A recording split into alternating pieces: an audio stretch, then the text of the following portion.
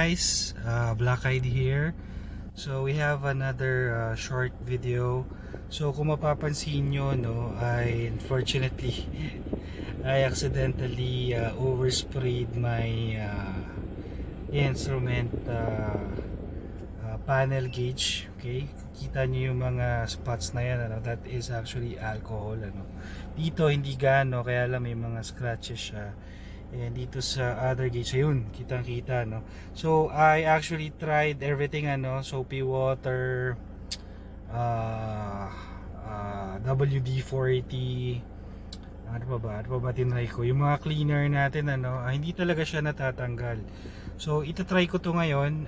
This is what you call this, ayun, Meguiar's PlastX. Okay, so ayon kay Google, very much recommended siya, no, pagtatanggal ng light scratches daw, tsaka gunk or stain doon sa ating gauges. So try natin, hopefully mag-work, kasi it's it's quite annoying, ano, while driving. Syempre lagi tayong tumitingin dito sa panel gauge natin, it's really dirty. So let's try it.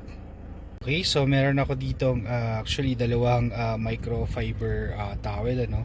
So maglagay muna tayo, testingin muna natin dun sa isang gauge, ano. So lagay tayo ng konti. Okay.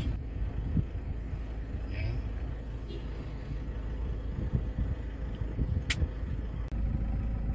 Okay, sige, try muna natin dito sa pinakamalami, no. Yung obvious ayun sa baba, oh.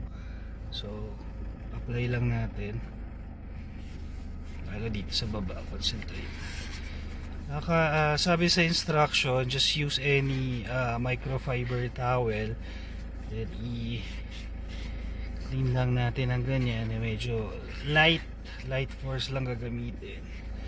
Okay, sana matanggal siya, no, hopefully, kasi really annoying talaga siya. And yung price nito is a bit on the expensive side, Meguiar's kasi siya, no. So hopefully, no. Okay, so I think mukhang maganda yung resulta.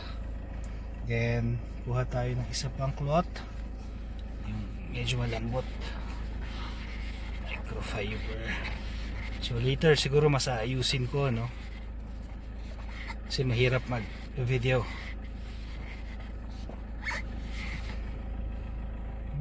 Okay, so I think, yeah, so I think it works, ano. So okay siya.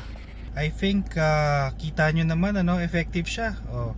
Natanggal yung overspray nung alcohol, na yung mga dot kanina, na ang dami ko ng products na sinubukan, hindi siya natanggal.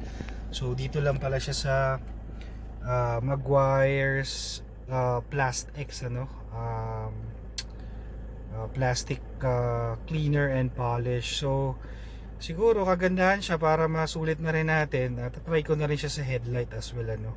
Basta lahat na clear plastic is pwede siya. So yun, okay. Yun na, nawala yung mga overspray. In terms of scratches, yung mga fine scratches kaya niyang tanggalin, pero yung mga totally namuuna doon sa gauge nyo, hindi na siya matatanggal. May mga yun, katulad ng may scratch ako doon, dati pa yan, hindi niya talaga kaya tanggalin. Okay, but so far okay siya, tanggal yung ating problem, hindi na siya pangitingnan. Okay, so Meguiar's PlastX clear plastic cleaner and polish. So thank you guys for watching, till the next video.